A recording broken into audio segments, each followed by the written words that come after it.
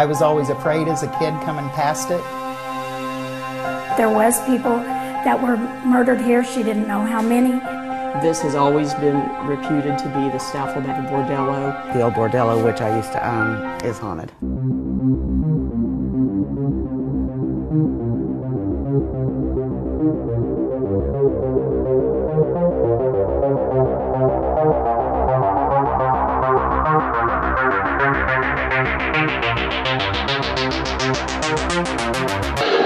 Honey, I'm home.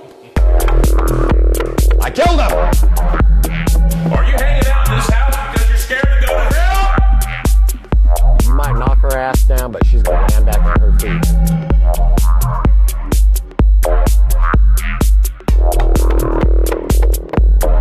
Welcome to Galena, Kansas, home of the notorious murder bordello.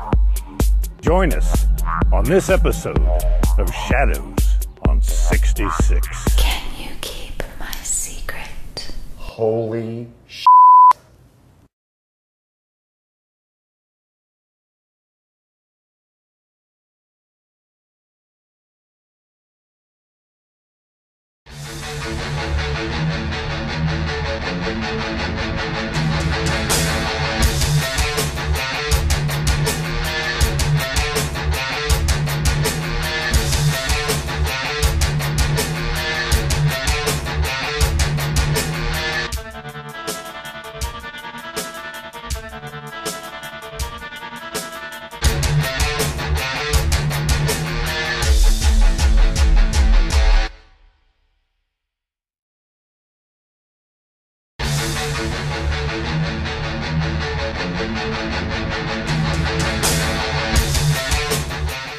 Hey everybody, thanks for joining me. My name is Selena and it's powered by Fear Paranormal. You've come to Close to Death, and I've got an extremely important guest on tonight. He's a very good friend of mine, and he really needs no introduction, but I'll go ahead and introduce him as one of the most world-renowned psychics and mediums that I've ever. He's awesome. Chip Coffey, are you here with us? I am indeed. Hi honey, how are you tonight? I'm doing great. How are you? I'm good. I see that you've been a busy man here lately. It's been kind of crazy. I've been all over the place. Well, I'm glad you're home and getting a little bit of rest. For those of you out there, I know that you all know who Chip Coffey is. There's a couple of things you might not really know about him. We know he's been on awesome shows like Paranormal State, Psychic Kids, and other awesome things like Real Fear with Katrina Weidman, which I really enjoyed. But there's a couple of things that I kind of wanted to go over with Chip tonight that you may not know about. Like, for instance, your great grandmother is a famous Native American medicine woman. Can you tell us a little bit about that? Well, I've gotten a little bit of flack in the press for saying that she was famous, and let me back off on that by saying that in her own terms, I think she gained some fame. You know, famous today means that you're spread all over the internet and that you're in magazines and newspapers and you got it's featured on a television show or whatever.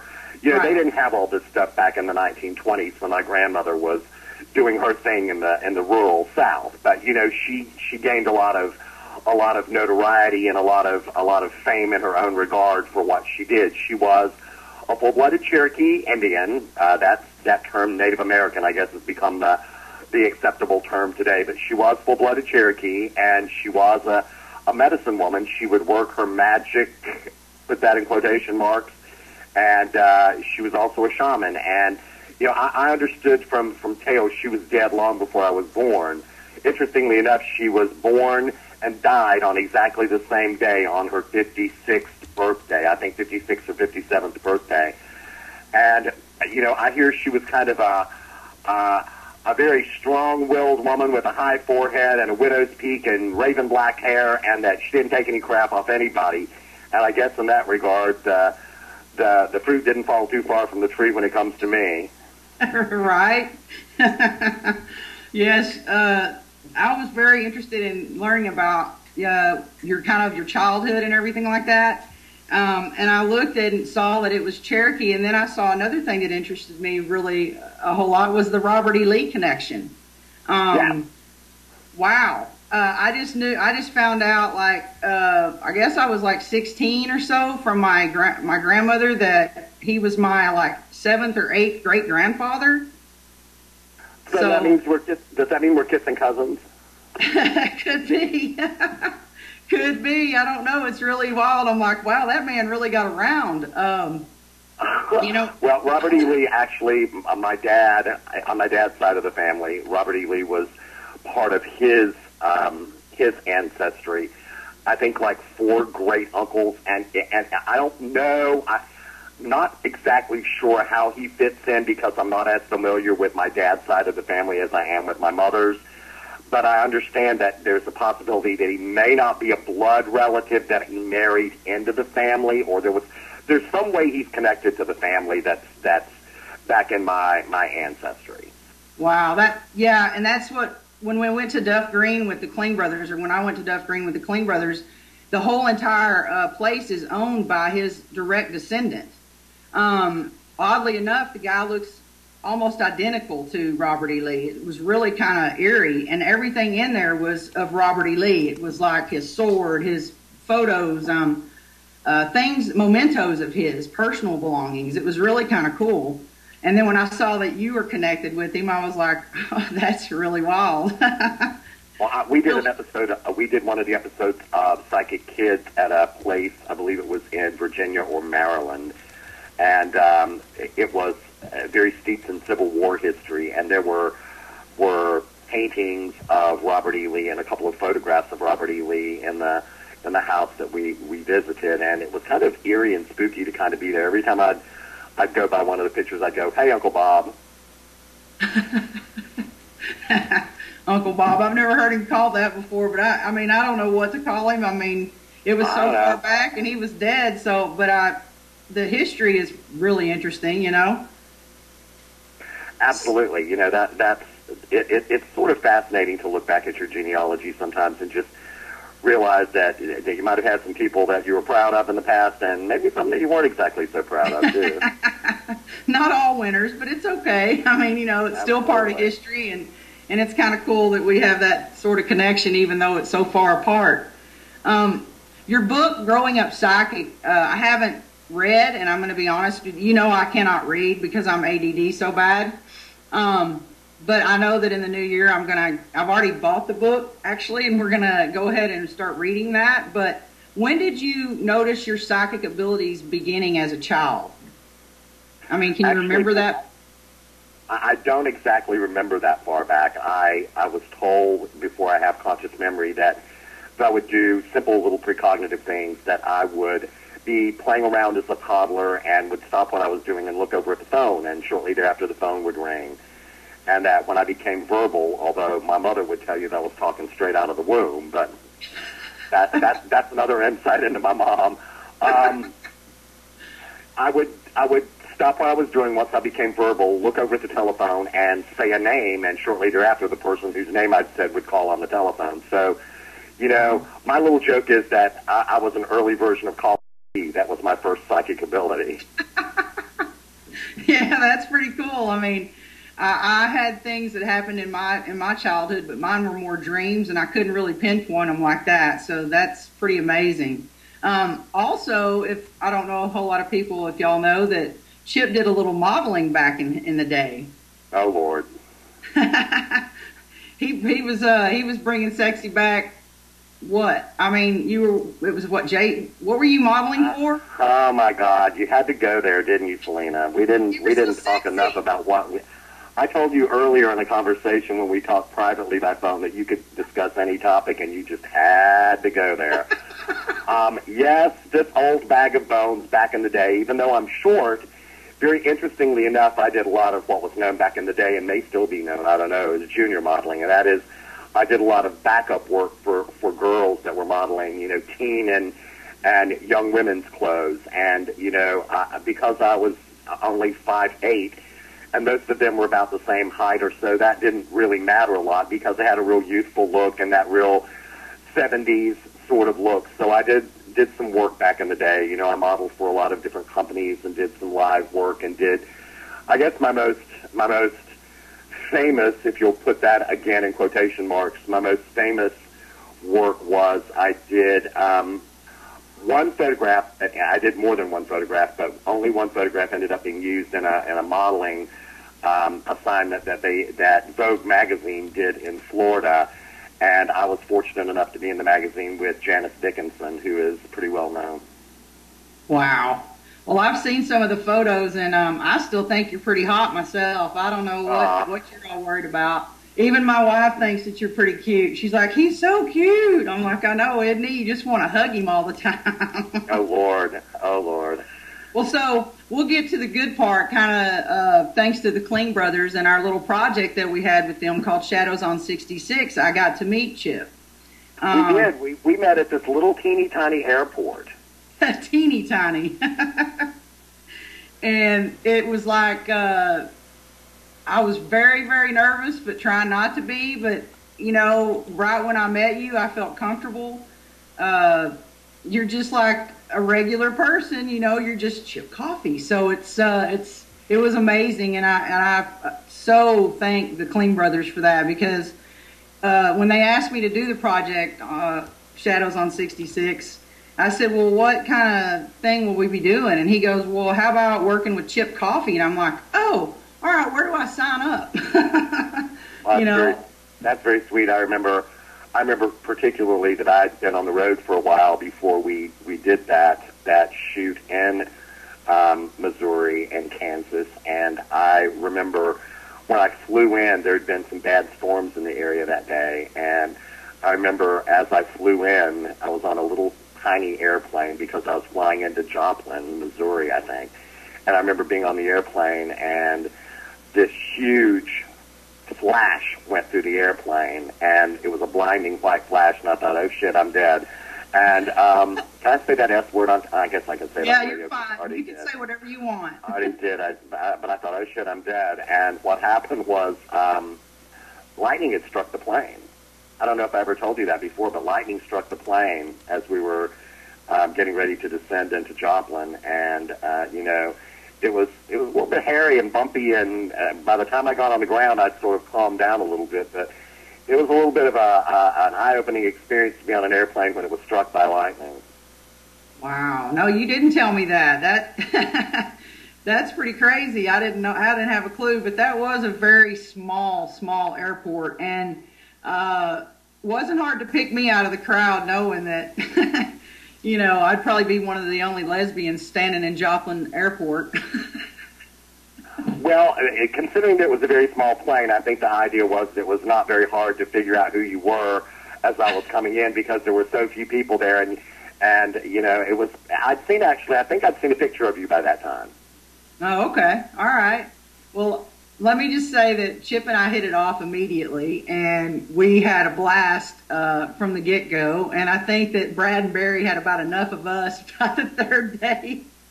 I would think so. I think one of the major things I remember about that shoot was riding in that great old convertible that they put us in, and if you watch the video, you'll see us cruising down Route 66 in the convertible, and it was so freaking hot during that shoot. It was like blistering hot, and we're riding around in this convertible in the back seat wearing shorts with leather seats, and I just remember my butt hitting and legs hitting that seat and it being so hot, and everybody slathering themselves down with suntan, with sunscreen. Yeah. And I just remember everywhere hidden in the car there was sunscreen and lotion and everything, and everybody just slathering down with it when the cameras weren't rolling. Oh, it was so hot, and you know, when you watch the DVD, you can see mine, Barry's, and Brad's, and all of our sunburns. You know what I mean?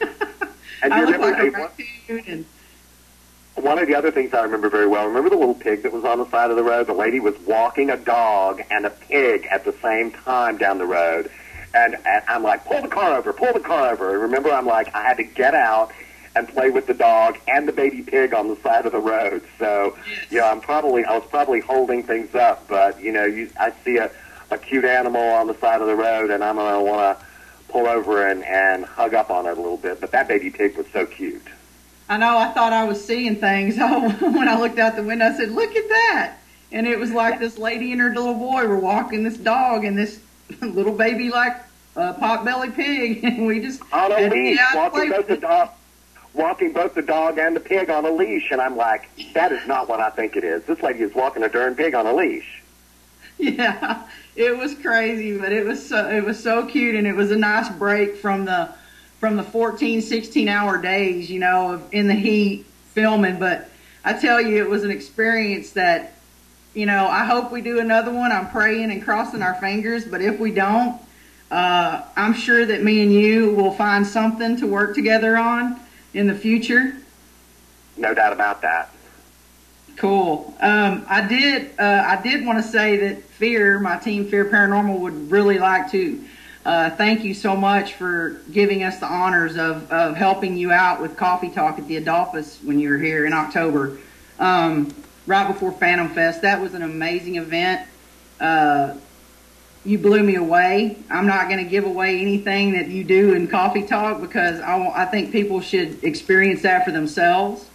And we appreciated the experience, all of us. I mean, we were just all blown away. Well, I will tell everybody that might not know that Coffee Talk is the name of my live events that I do around the country. And, you know, I do gallery readings. It starts out with question and answers, and then I do gallery readings, psychic readings, and talking to the dead for my audience members. And I love, you came to my show in Dallas, and you know, the Adolphus is one of my favorite hotels to stay in there because to stay at when I'm out on the road. It's got such a rich, lovely history, and you know, Dallas it's a fun city to come and visit, and a very emotional city because of the Kennedy connection. And the hotel is just up the street from Dealey Plaza, where President Kennedy was assassinated. And I've been fortunate enough to see a little bit of Dallas when we were there and go around, but it was lovely to see you there and get a chance to meet some of the folks that were with you while you were there, and going to dinner with your lovely wife and your son. That was an exceptional treat. That was just amazing. Well, we enjoyed it a lot. My son's still talking about Chip. So you left an impression on the wait staff as well when you when you read that girl. That was very cool. That was kind of cool. I mean, the fact that she just kind of, her eyes got really big, and she just kind of had to walk away from the table and go, wait a minute, Hold on a minute, man. And she was just in training too, so that was a week of training to remember for her, I'm sure. I'm sure it was. Well, we got to get you back to Dallas, and Greta and I are already conspiring to do that. So I hope you know that Dallas loves you. Everywhere loves you, but she said for some reason Dallas has always been a big deal, you know. And we got to get you back down here because people are like, "Oh my God, I miss Chip Coffey," and I'm like, "Yeah, that is exactly what you did. You definitely missed it because it was an event not to be missed." So well, we'll also tell people who Greta is. You mentioned Greta. Greta is my dear BFF. She also is my on the road assistant. Helps out at the front desk with all the shows and does a lot of things while I'm on the road. And she also manages my online coffee shop, which is my merchandise shop online. And that was a kind of shameless plug at my coffee shop online. If you go on my website at chipcoffey.com, you can actually connect through to my coffee shop. And Greta's just one of those people that I don't know what I would do without. She's one of a couple of people who assist me with the business aspect of my career, and she's just so very instrumental in helping me with so many things that she's just like a godsend. She and Rebecca books all my private readings for me, my private phone readings, and I just don't know what I'd do without the two of them. They sort of keep me sane and keep things flowing and running smoothly, and I greatly value that. Yeah, I mean, you had always told me, I mean, when we were filming, as a matter of fact, you were telling me how awesome Greta was and that you wanted me to meet her and you couldn't wait for me to meet her. And when I met her, it was just like I'd known her for a long time. She's just one of those people. She's real laid back, calm, down to earth, and keeps everything kind of, you know, at a good pace for you, you know. But you don't want to piss her off because she's kind of like me. She'll be really laid back and kind and treat you well. But if you come at her with your fangs bared, or you're disrespectful or rude, or intrusive or whatever, Greta's gonna all of a sudden, turn into evil Greta. And Greta's a tall girl like you are, Selena Roane. She's going on 6 feet tall, and she can be pretty imposing, and she'll cut a bitch.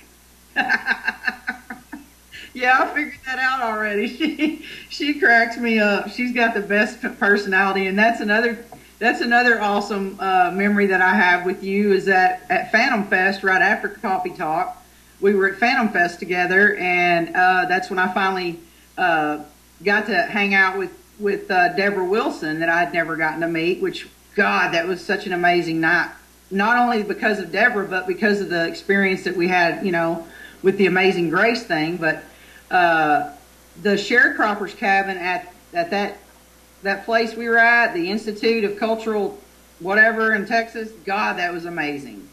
We were at the museum, and Greta's mom has passed away, sadly, and Greta keeps hoping to get some little signs along the way. She does fairly regularly from her mom, and one of the things that her mom sends through as a sign is something to do with Amazing Grace, the song Amazing Grace, because Greta had a bagpiper play that song at her mom's funeral, and it was very emotional and very, very, I don't know what other word to say. It was beautiful, I guess would be the word I'd use, at the time that we were at the graveside when they were burying her mom. And, twice that night, Amazing Grace, we walked out in the back of the restaurant where we were having the event, and lo and behold, there was, of all things, a bagpiper playing Amazing Grace in the distance behind the restaurant.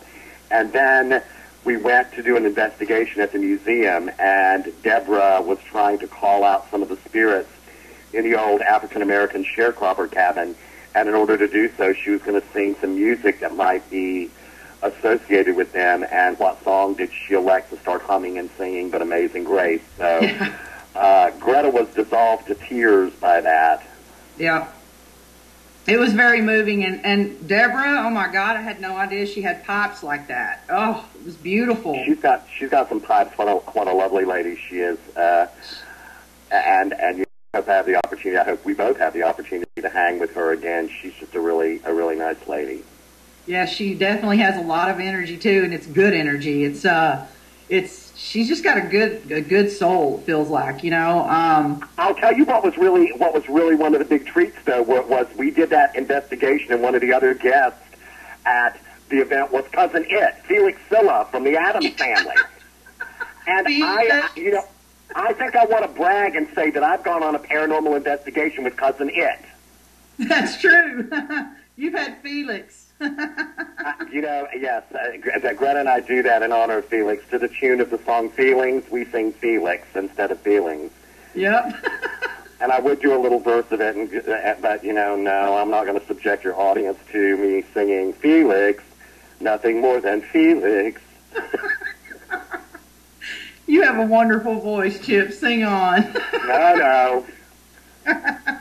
Greta does the backup for me, though, and does when we get to the point of the chorus where it's going, Felix. She does the whoa, whoa, whoa for me. So, yeah, we, Y'all are a mess, I tell you what. Me and Tina had a blast with you guys.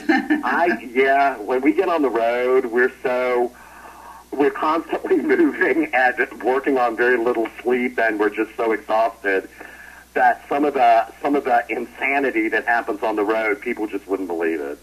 Well, by the time the week was over with us filming, we were a little bit punch drunk and delirious in the back of Barry and Brad's little SUV there. It was pretty interesting. There was a lot of stuff going on there with us riding down the road singing Gloria by, for Justin, our buddy Justin. And we finally, do you remember Brad saying, "No, I can't get that damn song out of my head." I hate you guys. I hate you guys. Here's my Dairy Queen impersonation. I hate you guys because I can't get that damn song out of my head. There you go. And then Barry started going, if I start talking like this, somebody's got to stop me. So I think we overloaded him. Yeah. Well, he got a big dose of LGBT that weekend. He that sure week. did.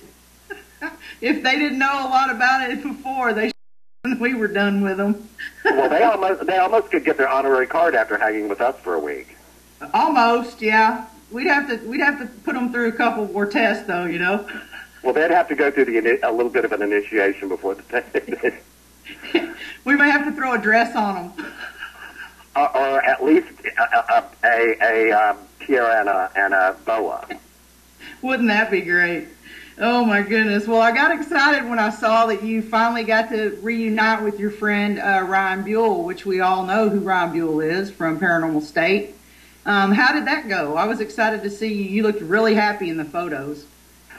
I got an opportunity to see Ryan actually twice in the past few months. It had been a long time since we had seen each other, almost 4 years, as a matter of fact. And, you know, people wonder why that occurred and what happened with Paranormal State. And, you know, really what happened with Paranormal State is my life started to get really crazy busy. And, you know, there were some personal and professional reasons that I wanted to sort of bow out of doing Paranormal State in order to focus on some other things. And, you know, there were some simple issues that really are nobody else's business that occurred with Ryan and me, and some things that we needed to work through. And thank goodness we were able to work through those things. And finally, when we got together for the 12th anniversary party for the Paranormal Research Society, it was a lovely, lovely reunion with him and some of the other members of PRS.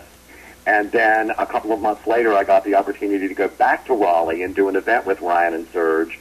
And it was very well attended. Hundreds of people came to the event, and we got a chance to do a question and answer and be together on stage. And I got to hang out with them for an entire day and evening. And it was just, you know, it was like time had sort of, no time had happened in the interim period. And it was very, very nice and very lovely. And I was glad to see Ryan doing as well as he was doing, considering that he does have some medical things going on. And I'm hoping to be able to see both him and Sergi again in the very near future. Oh, that would be really cool. I like you guys together. You did really awesome work on Paranormal State. I know that one of my favorites was the Firehouse episode. That one was the most, I guess, to the point that I've ever seen, as far as hitting it right on the head with the guy that was thinking about committing suicide the same way that guy had died, and he was trying to like tell him cut the crap. There's a lot of people in our chat room that kind of want to talk about paranormal. Actually, I just thought Jay in the chat room just said these two are talking too much. So, I mean, I wonder what he thinks the radio show is supposed to be about. I really don't know. I'm just like, you know, asking questions, things that people don't know about you, or, you know, something different that people haven't heard. So that's why I'm trying to switch it up a little bit. Well, you mentioned the Firehouse episode. That was one of my favorite episodes also for that exact reason. I think that it shows that not all ghosts and spirits are manifesting themselves to us in order to cause problems or create mischief or havoc, that sometimes they're here for very positive reasons, and that the spirit of the deceased firefighter had come back to try to save one of his firefighter brothers from the same fate. The live firefighter was trying to cope with the death of his young daughter. And, you know, that was one of the reasons that was a favorite episode of mine. I love the idea that we came there for what we thought was one reason, that a guy was haunting the place, and instead it was that he was trying to save one of his fellow firefighters from committing suicide. So I love that episode, that we actually did some good.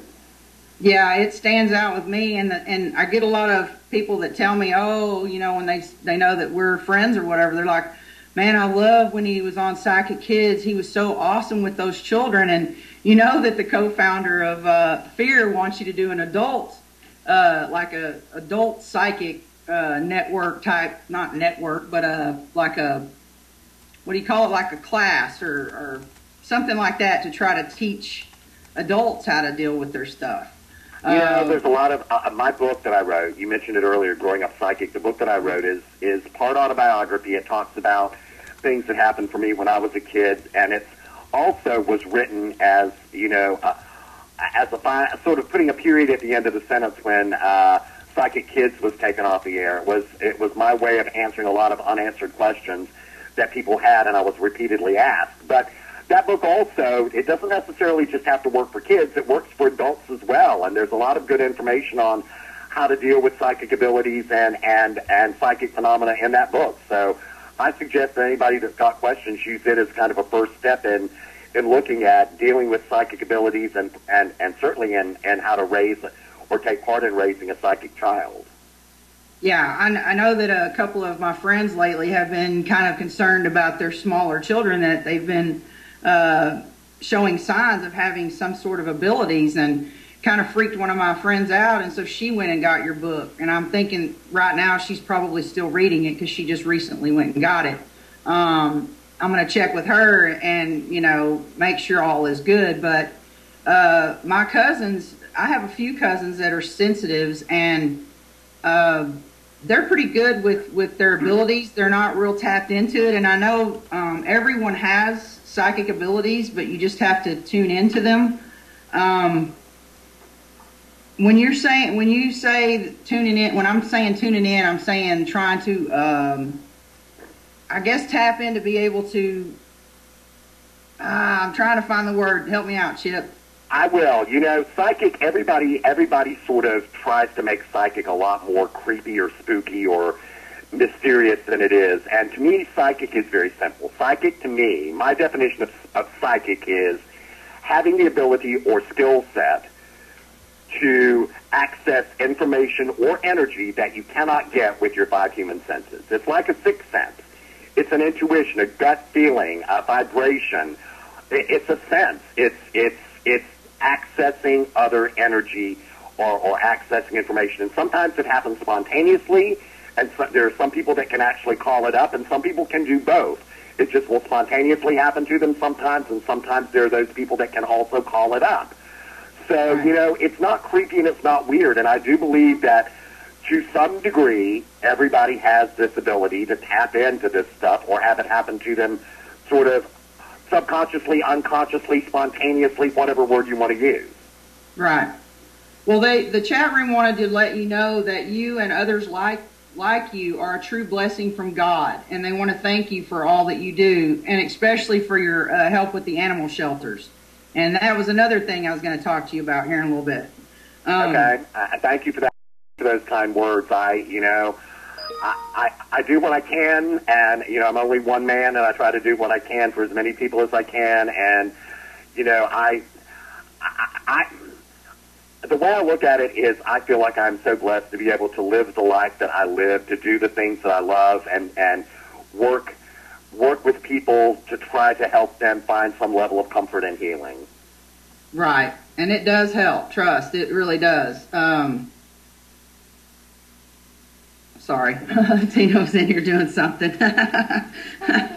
But the charity that I wanted to talk to you about a little bit real quick, and then we'll get back to the paranormal stuff, is the Angels Among Us that you work with in Georgia. And wow, what an amazing group of people those guys are, and the work that they do is just, it blows me away. 1 minute they'll post something about a dog or a cat needing rescuing, and 2 hours later they're like, thank you all for your donations, and it's like, wow, that was fast. That's pretty cool.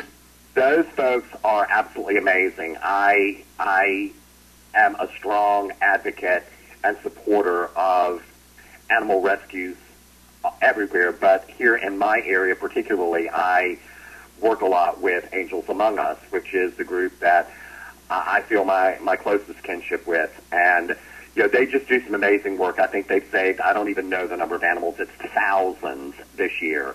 And, I look online and see that there's an animal in need, and I'll try to repost. I cannot tell you the number of times that, they've needed money, and I've just sent it in and said, go get them. Don't let them sit in. Don't let them sit in there. Don't let them risk getting euthanized in a shelter, alone and hungry and scared. I'm not, that thought just, Selena, it just breaks my heart to think about the number of animals each year that senselessly die. So that's the reason. I am going to preach for a minute here, so get ready to testify with me. I'll tell you that this is what I beg everybody to do. If you can foster an animal. Just take an animal until it can find its forever home. Adopt a shelter animal if you can adopt a shelter animal. Donate.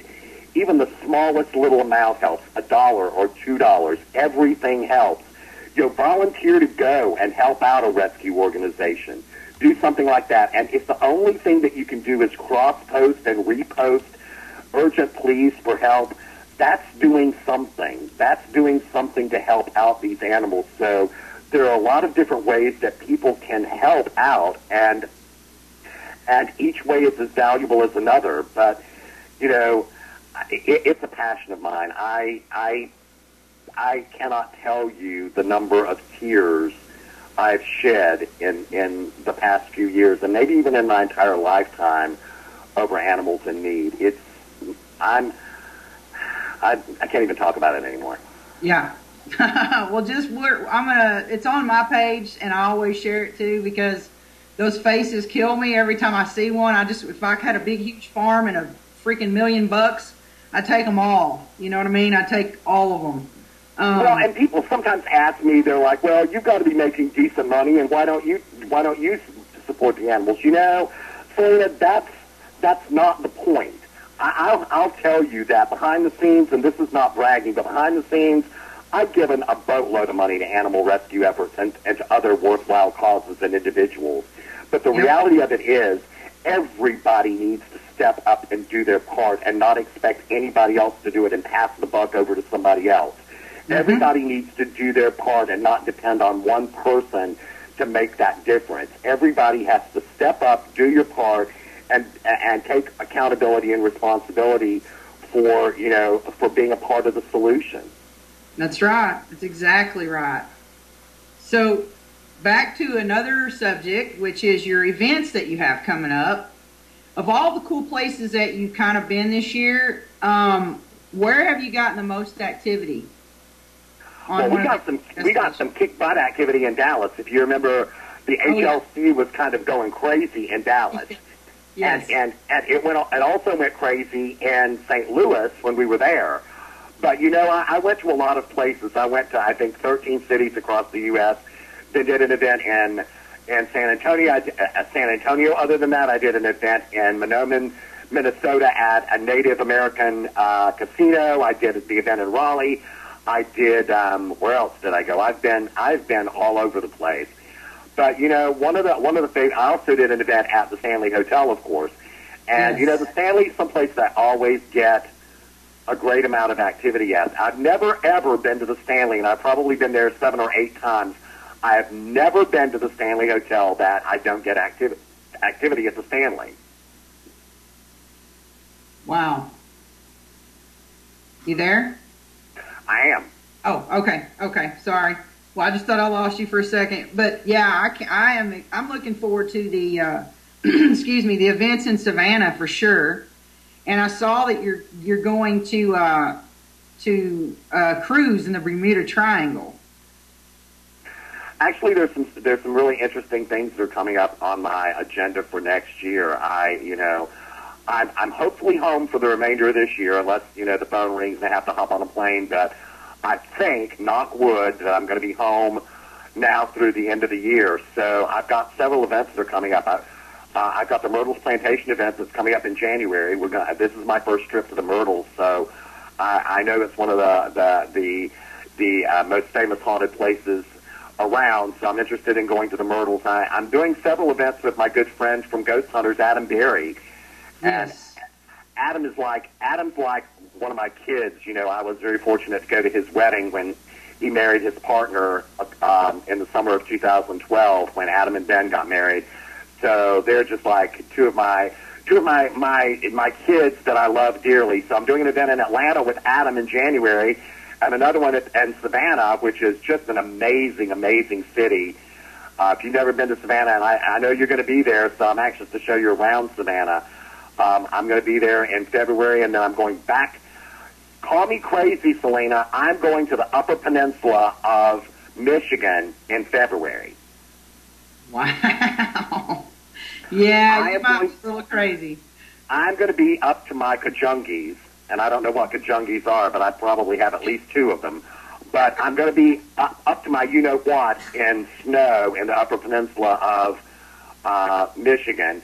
Then I'm going back to, and you'll have to go here someday. It's in Liberty, Missouri, near Kansas City, and it's called the Belvoir Winery. And I was just there with the folks from Ghost Hunters.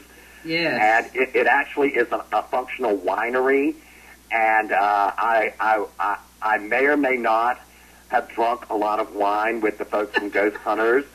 And Chris Williams and I were sitting together at the end of the table, and we may or may not have polished off an entire bottle of wine, just the 2 of us. I will neither deny or confirm that Chris and I were a little on the drunkish side. And no, we were not investigating that night, so don't come at me with that crap, anybody. I'm going back to Phenomicon for a day, which is the event. It's kind of like, Phenomicon is kind of like Snoop Dogg and those sort of things. And you know, Snoop Dogg, Snoop Lion. Phenomicon is the event formerly known as Phenomenology. So I'm going to be there for a day in April, and then back again at the Stanley Hotel twice again in 2014, once with the Ghost Hunters people and once with Mike Couch's wonderful charity, Lost Limbs. So it's going to be, you know, it's shaping up to be another busy, kick-butt 2014. And I'm sure that there will be not one dull moment in there for you at all. I have a couple of questions, which is moving so fast in the chat room. But they want to know what you feel about soul cleansings really quickly. I don't know that there's a lot of different types of things that are done out there, a lot of different modalities as far as soul cleansings go. You know, that's a term that can have a lot of different meanings, I guess, but I don't know. I think that there's a lot of people out there that are very talented with their energy work. I'm very particular about who I choose to fiddle around in my own energy. So I've got to trust somebody very much before I let them, you know, it's kind of like you don't want anybody to get in your personal space. I don't want anybody to get into my psychic space either. So I'm very particular about who I'll allow to dabble in or diddle around, if you will, in my psychic space. That sounded dirty. But, you know, it's the truth. It's one of those things that you got to be very careful. Right. So I believe that, you know, soul cleansing, I don't know. I believe, you know, if people read about violet flame, read about Saint Germain and the purple or violet flame. That's one of the things about cutting karmic ties that's always fascinated me, is the whole Saint Germain thing with the purple or violet flame. That's one thing that I'm very curious and interested in as far as severing karmic ties. That sounds like a whole different group of questions coming from that little one thing. But do you think that you can inherit psychic abilities? Oh, I absolutely believe that there's a genetic connection to psychic abilities. You know, you were talking earlier about the fact that you have several people in your family who are psychic. I had my very spiritual great-grandmother on my mom's side of the family. My mom has some unique psychic abilities. Here's a little bit of a mixed metaphor. My grandmother Coffey read tea leaves. So I always get a big kick out of the fact that Granny Coffey read tea leaves. And I have several cousins that have also had some pretty unique psychic abilities or psychic experiences of their own. You know, they've had different things happen to them, some paranormal and some precognitive or intuitive psychic things happen to some of my cousins on my mom's side of the family. Well, when I was younger, and I don't know what you call this, I'm sure you would know, but when you dream of an event and it happens, one time it happened at the same exact time the actual accident was happening, I was dreaming it. What do you call that? Is that precognitive? I call that precognitive. Anything that happens precognitive means knowing beforehand, somehow knowing beforehand. Okay. Just not tapped into I couldn't get all the details of the one that I had that was major. I couldn't get any details off of that. it was kind of like a just a basic dream. But when it came true and I saw it on the news, it was like they wouldn't have believed me if I could have told them, oh, it's going to be flight so and so crashing in Sioux City, Iowa. They would have thought I was nuts, and wouldn't have paid it anyway. That's part of the problem, if you get things like this, if things like this story that you're talking about, even if it's valid information, you have to be concerned about the fact that, if you call the FBI or even local authorities or state authorities, whatever, and if something happens, automatically they're not necessarily going to believe that you got it psychically or intuitively. They may think that you have inside knowledge on something that's happened, or that you're somehow culpable or to blame for the incident happening. So you can run the risk of having that happen. People ask me along those same lines. People ask me about why I don't do a lot of forensic psychic work. Missing person cases or unsolved murder cases. Well, I have worked on some of those cases. I don't talk about many of those cases, if any at all, publicly, and I'll tell you why. If it's an unsolved murder or a missing person case, then the perpetrator of that crime, and chances are there is a crime associated with it, then that person is still out there at large. They're on the lam. They're out there unarrested and not accountable yet for what's gone on. And if that person sees me on the news or reads an article saying that Chip Coffey's working on such and such a case, you know what? That makes me a target. That paints a bullseye right on my back that someone could come. And I'm out in the public a lot. And although I live in a house that's got an alarm system and 4 very chatty and not always friendly dogs if you're trying to come in unaccounted for, and I do have, I do have a bang in my bedside table, so, and not only will I cut a bitch, I'll shoot a bitch if they're trying to come in my house.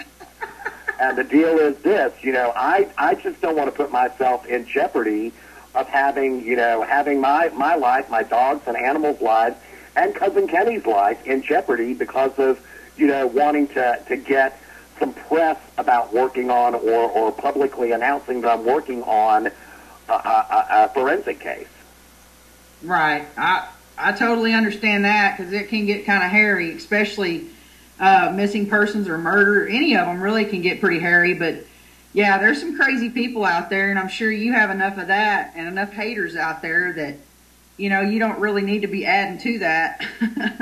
Well, you know what? I do have my share of haters. Anybody that does what I do in the paranormal arena. I mean, not only psychics and mediums, but even paranormal investigators. I mean, there are those people that will come at you with their fangs bared and things like that, Selena. You know that well. Oh, yeah. But the thing that comforts me is this. There are so many people who appreciate my work and appreciate me as a person, and I'm very blessed and very lucky to have that in my life, that I can't focus too often on the haters because they're the ones that tend to be absolutely the most vocal. They're the ones that are the most vocal, and they're the ones that bitch and moan and complain the most and trash talk other people. And, that's very sad that there are people like that in the world, but there are people like that. Yeah, I mean... And I have to remind myself that there's something really wrong with those type of people. Well, I found a quote yesterday that said something like, strong people lift others up, not tear them down.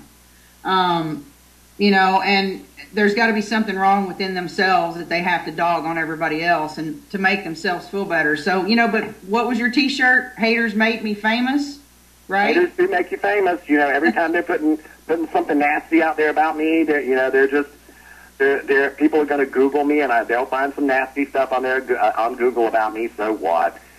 Right. It's nothing. Selena, nothing is going to derail me from doing the work that I'm supposed to do because I'm doing God's work in my opinion, and I have a really good relationship with my Creator, and I'm supposed to be walking a certain path and leading a certain sort of life, and nothing is going to derail me from doing that. And keep on hating me all you want to or loving me all you want to. I'm going to keep on being who I am and doing what I do. And that's why we love you so much. You know that? I really do. I'm so blessed to have you as a friend. I can't believe actually that I can just call you whenever and we can talk. Of course, not after a certain time because I know that you get tired and need to go to sleep. But if I ever needed you, I know I could call you, and that right there is a blessing to me. And well, there's one thing that nobody can ever say about me, Selena, and that is if I like somebody or love somebody, that I'm not going to be loyal to that person. And you know, I may not be able to make a phone call back as quick as I want to, or I'm not real good at returning phone calls all the time. I'm not real good at returning an email or answering an email in a quick amount of time because there's just so much going on. Right. But, you know, give me an opportunity and give me a chance, and eventually, it's not that you're not important and you don't have importance in my life. It's just that sometimes there's just not enough hours in the day. Exactly. Well, so I wanted to thank you so much for being on my show tonight. Oh, my God, I totally appreciate it. And could you let everybody know how to find you on your website and Facebook real quick? You can find me. There's probably the best portal to all things Chip Coffey on my website at chipcoffey.com, www.chipcoffey, C-O-F-F-E-Y, is coffee, of course, .com.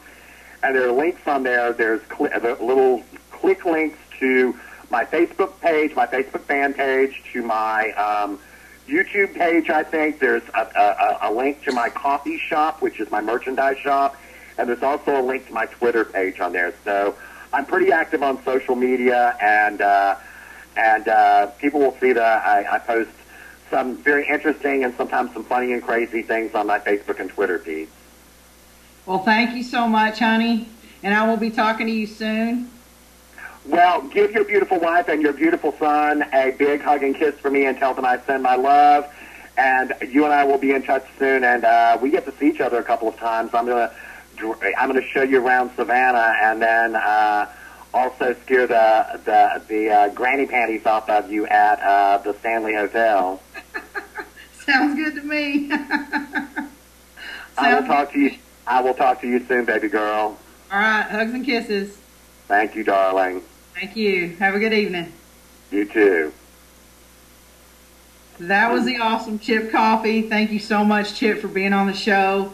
I wanted to let everybody know if they want to find out anything about Chip, just check his website out, get his book.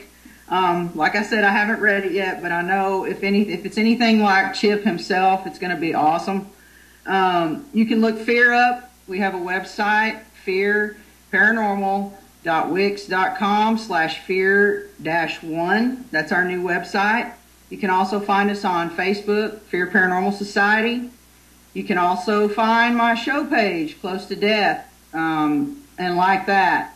Also, we have Shadows on 66 DVDs. If you go to shadowson66.com, you can order that. Get you a copy of that. If you need any equipment, inbox me and I can help you out with Ghost Hunter Store or Paranologies. I can get anything you want. I want to thank my sponsors real quick. Syntex Roof Systems in Waco, Texas. My brother Tony down there, they're on it. They will hook you up with a brand new roof or remodeling. They're doing all kinds of stuff now, not just roofs. So give him a call if you need anything done. Also, Flanagan's Party Barn, Wendy and Wes Flanagan down there in Waxahachie. They have a really nice barn down there. They've added 2. They've got all kinds of new stuff going on down there, lots more room. So give them a call if you need a party, wedding reception, reunion, whatever. They'll do anything you want them to do. Ace Saba Products. Get your skinny on with Barry Harger. Look him up on Facebook. He'll be more than happy to help you lose some of those Thanksgiving turkey pounds that I put on. I've got to try to thin down before I can put a couple more on on Christmas. And then last but not least, Able Towing. If you get lost or stuck out anywhere, just give them a call and they'll come and help you out. Next week on my show is Stephen LaChance, the author of The Uninvited. It's the story of the Screaming Union House, and it's pretty intriguing. I've started reading it, and I'm about halfway through, and that's pretty good for someone with ADD. So it's kept me going, and I'm halfway through it, so that's a major achievement. But y'all need to get you a copy of it because it's a good book, and he'll be on next week. So get ready for that. I appreciate everybody joining me tonight with Chip Coffey. Thanks again, Chip, and we'll see you next week. Peace out. Where there's a great roof in Central Texas, we're on it. Home roofs, any roof, every shape, every size, large or small. We're on it. We're Centex Roof Systems, your hometown roofer. Now through Wednesday, get a free professional inspection and a free quote. Centex Roof Systems. There's a good roof in town. We're on it. Call Centex Roof Systems today at 751-7700 or visit us on the web at centexrs.com. If you're going to scratch me, scratch me. If you're going to hit me, hit me.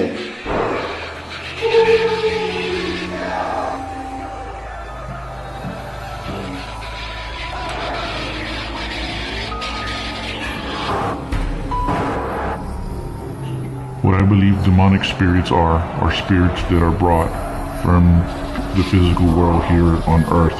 The people that bring them are the people that open doors, which create these demons or these evil spirits to come and either haunt locations or haunt places.